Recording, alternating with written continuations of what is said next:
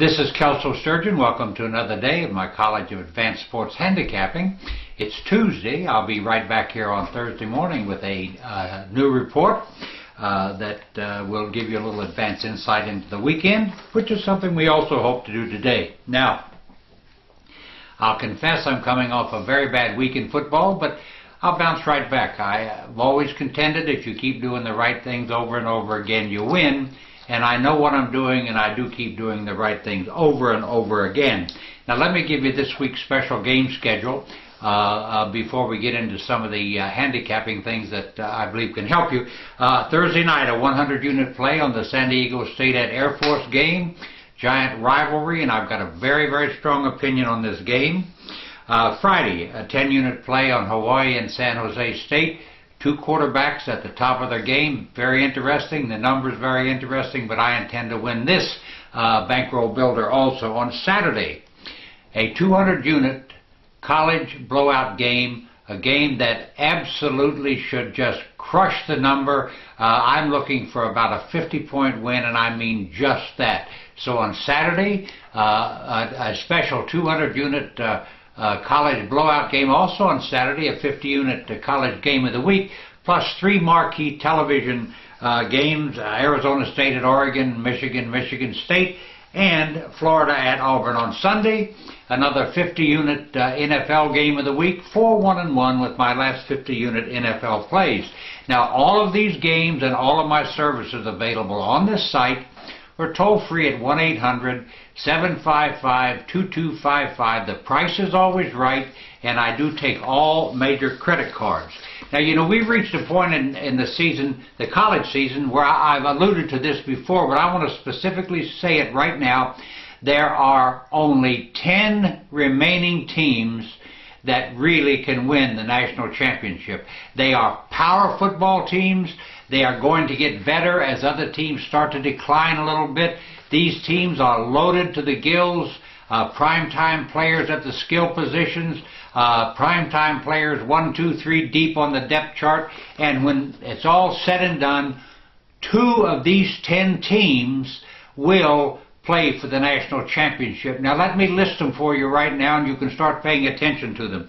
Alabama, Boise State, Clemson, Georgia Tech, LSU, Oklahoma, Oklahoma State, Oregon, Stanford, Wisconsin. Now let's run them down again. These are the 10 remaining power teams in college football. Alabama, Boise State, Clemson, Georgia Tech, LSU, Oklahoma, Oklahoma State, Oregon, Stanford, and Wisconsin. 10 teams.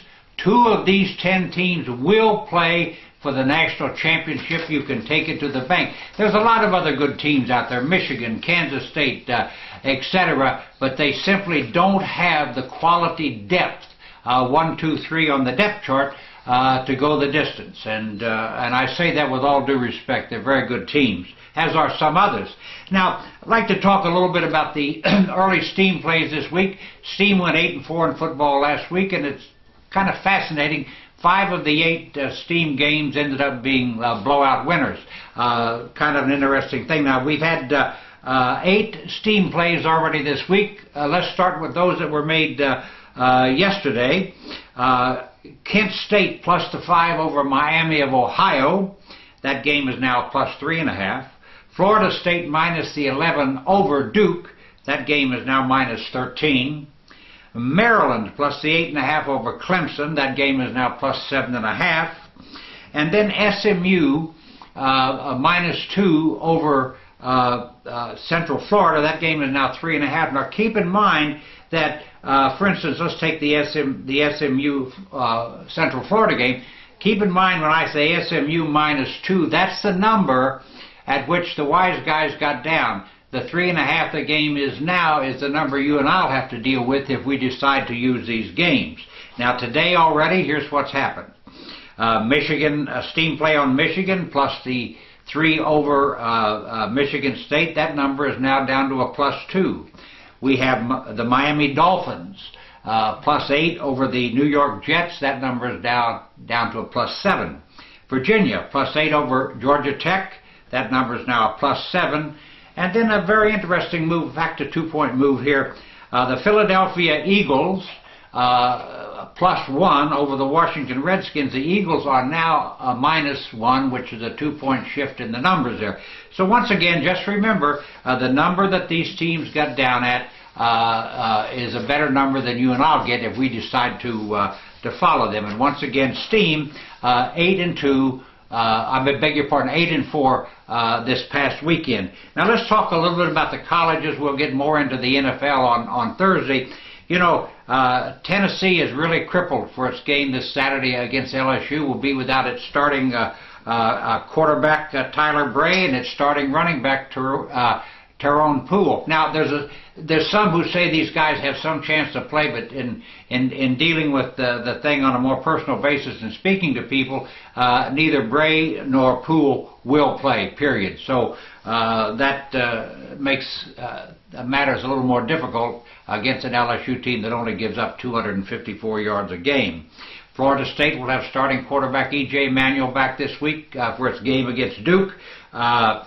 FSU has lost three straight games, unusual for them. They're in major bounce back form and get their quarterback back. Now, Utah will be without starting quarterback Jordan Wynn for the rest of the season. Has a severe shoulder injury that will require surgery, so he's out. The Utes are at Pittsburgh this week, and they're 7-point underdogs.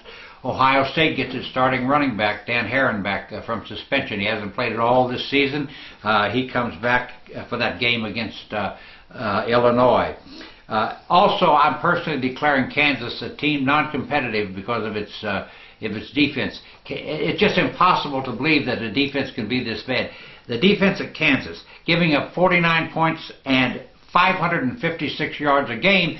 I think I said last week, you know, do the math. When they played Oklahoma State, they got beat 70-28. Now they get to entertain Oklahoma, which may or may not be better than Oklahoma State. Once again, just do the math. This is a bad football team. Central Florida, a 3.5-point underdog at SMU. I beg your pardon, SMU's a steam play in this spot. You know, it's an interesting fact that Central Florida has given up 177 yards a game this season. That's all. A great defense, and even more amazing, they've given up just 3 touchdowns. Something to think about. Last but not least, Rice goes on the road at Marshall. Slight underdog here. Rice 1 and 13 in its last 14 road games. Hopefully some of these facts will help you and give you a lift. And just remember, this is a big week in football. The biggest play of the week will come Saturday, a 200-unit college blowout. All games, all services available on this site or toll free at 1-800-755-2255. Thank you for watching, and I'll be right back here Thursday morning with my next report.